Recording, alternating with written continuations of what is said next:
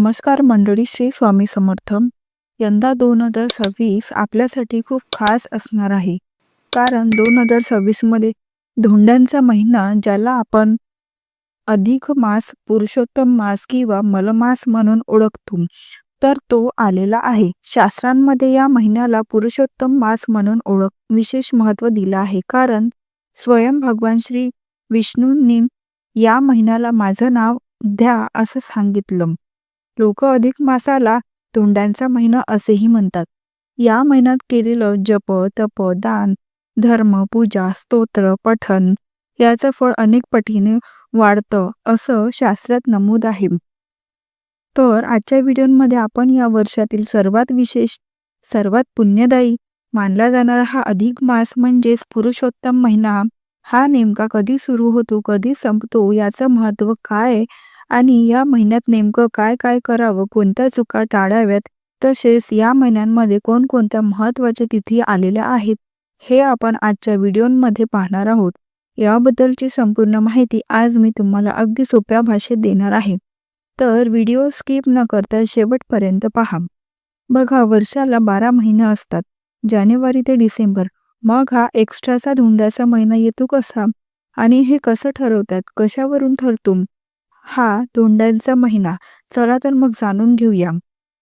तुम्हाला ही एक गोष्ट माहीत आहे का?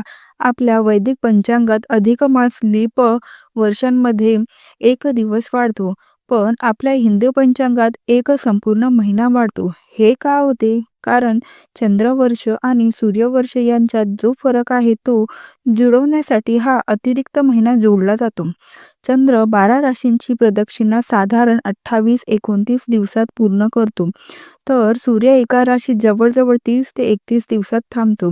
दुसरीकडे भारतीय गणना पद्धतीनुसार सौर वर्षात 365 दिवस आणि चंद्र वर्षात 354 दिवस असतात.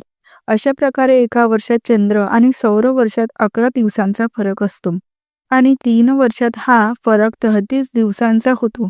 हे 33 दिवस 3 वर्षांनी अतिरिक्त महिना बनतात. हे अतिरिक्त 33 दिवस एका महिन्यात जोडले जातात, ज्याला अधिक मास असं नाव देण्यात आलेलं आहे. असं केल्याने व्रत उत्सवाची तारीख अनुकूल राहते.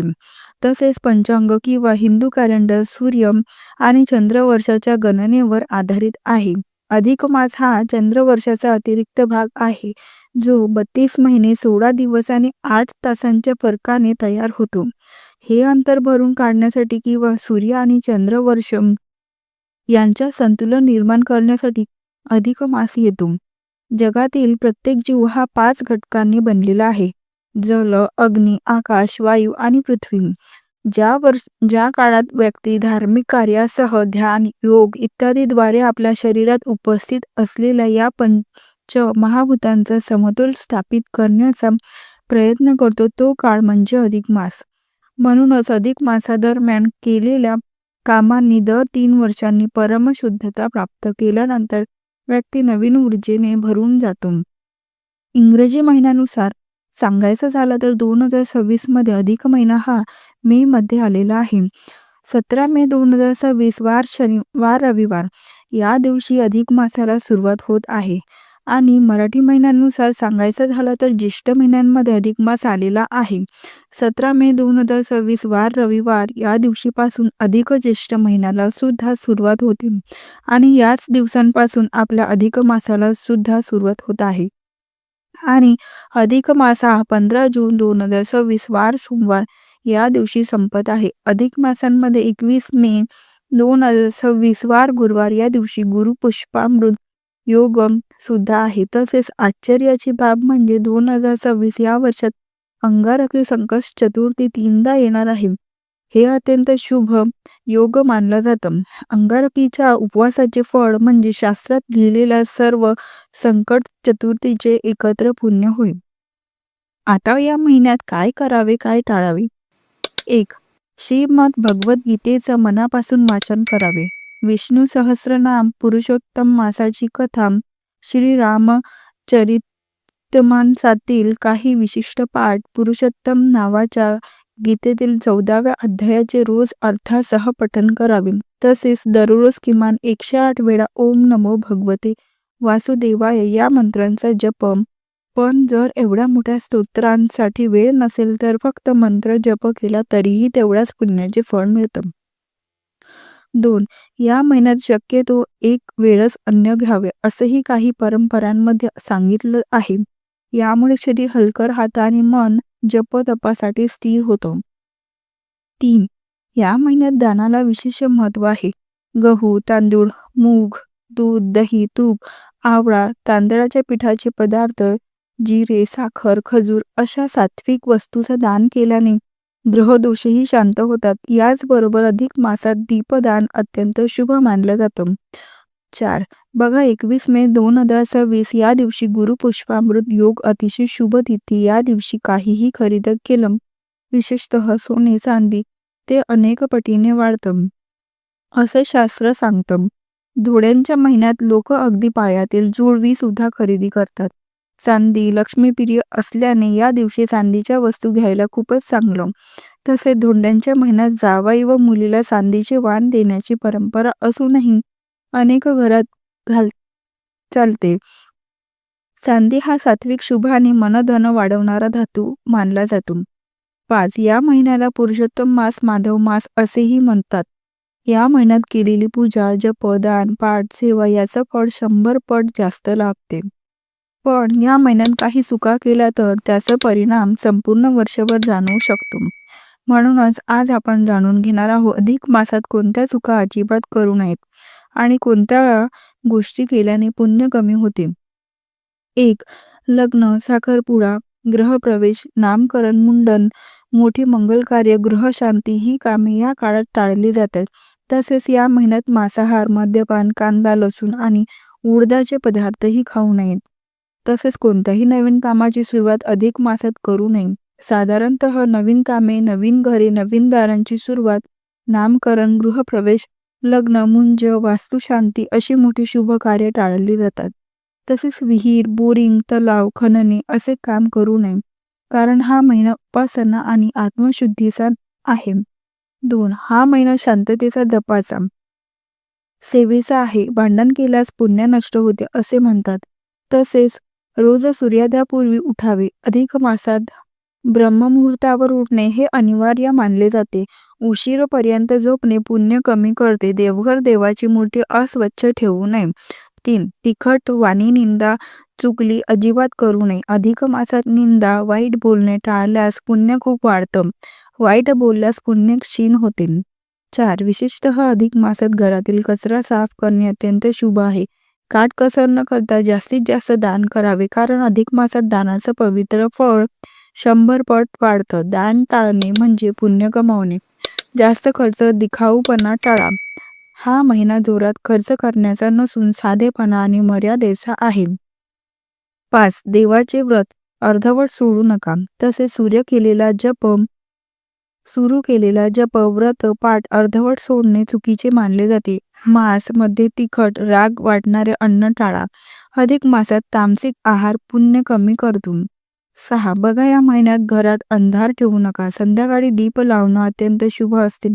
तसेच वडीलधाऱ्यांचा अपमान अजिबात करू नका. वृद्धांचा अपमान हा सर्वात मोठा दोष या महिन्यात तो अधिक गंभीर मानला जातो. बघा उपवास, दान, पारायण, गरिबांना अन्नदान या सेवा आवश्यक करा. अधिक मास हा फक्त एका जादा महिना नाही, हा जीवन बदलणारा, कर्म शुद्ध करणारा, पुण्य वाढवणारा काळ आहे. या छोट्या चुका टाळल्या तर घरात सुख येईल, अडथळे दूर होतील, मानसिक शांती मिळेल, धनसमृद्धी वाढेल आणि सर्वात महत्त्वाचं म्हणजे भगवान श्रीहरीची कृपा तुमच्यावर राहील. हिंदू धर्मातील अत्यंत पवित्र मानल्या गेलेल्या अधिक मासा किंवा पुरुषोत्तम मास बद्दल एक पौराणिक कथा जाणून घेणार आहोत, जी आपल्याला या महिन्याचे खरे महत्त्व पटवून देईल. फार वर्षापूर्वी नहुष नावाचा एक अत्यंत पराक्रमी आणि शक्तिशाली राजा होता. त्याच्याकडे अफाट संपत्ती होती. त्याने अनेक मोठे यज्ञ केले होते, दानधर्म केले होते, पण त्याला एक मोठा दुर्गुण होता, गर्व. त्याला त्याच्या पुण्याईचा आणि सत्तेचा प्रचंड अहंकार होता. राजा नहुषाने अनेक दानधर्म केले, पण त्याला अधिक मासाचे महत्त्व कधीच समजले नाही. जेव्हा जेव्हा अधिक मास येई तेव्हा तो त्याकडे दुर्लक्ष करी. त्याने कधीही त्या पवित्र महिन्यात विशेष पूजा किंवा दान केले नाही. त्याला वाटले, मी नेहमीच दान करतो, मग या वेगळ्या महिन्यांचे काय महत्त्व? काळानुसार राजा नहुशाचा मृत्यू झाला. त्याच्या पाप-पुण्याचा हिशोब झाला. त्याच्या पुण्याच्या तुलनेत त्याचा अहंकार आणि अधिक मासाकडे केलेले दुर्लक्ष हे खूप मोठे पाप ठरले.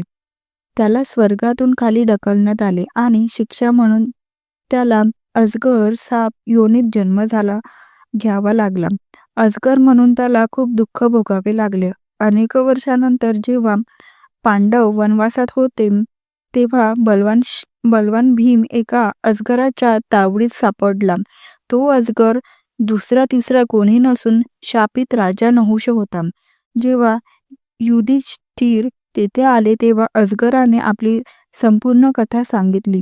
युधिष्ठिर हे धर्माचे आणि शास्त्राचे मोठे जाणकार होते. त्यांनी नहुषाला सांगितले, हे राजा, तुझ्याकडे सर्व काही होते, पण तू अधिक मासाचे महत्त्व ओळखले नाहीस. त्या महिन्यात केलेले साधे दानही सामान्य महिन्यातील मोठ्या दानापेक्षा श्रेष्ठ असते. तुझ्या पापाचे मूळ तिथेच आहे. युधिष्ठिरांच्या शब्दांनी नहुषाला ज्ञान प्राप्त झाले. त्याने मनोभावे पश्चाताप केला आणि अधिक मासात भगवान विष्णूंची पूजा आणि नामस्मरण केले. त्याच्या खऱ्या मनाच्या भक्तीमुळे आणि पश्चातापामुळे त्याला अजगराच्या रूपातून मुक्ती मिळाली आणि त्याला पुन्हा स्वर्गात स्थान मिळाले. या कथेचा बोध काय? अधिक मास हा केवळ कॅलेंडरचा अतिरिक्त महिना नाही, तर तो आपल्या पापांचा क्षय करण्याची आणि भक्ती वाढवण्याची एक सुवर्ण संधी आहे. या महिन्यात केलेले छोटेसे सत्कर्मही भगवान विष्णूंना प्रिय असते. तर आजच्या या व्हिडिओमध्ये तुम्हाला अधिक महिन्याची पूर्ण माहिती दिलेली आहे. तर व्हिडिओ आवडला असेल तर नक्की लाईक करा, शेअर करा व चॅनलला सबस्क्राईब करायला विसरू नका. व्हिडिओ शेवटपर्यंत पाहिल्याबद्दल अगदी मनापासून तुमची आभारी आहे. खूप खूप धन्यवाद. श्री स्वामी समर्थ. जय जय स्वामी समर्थ.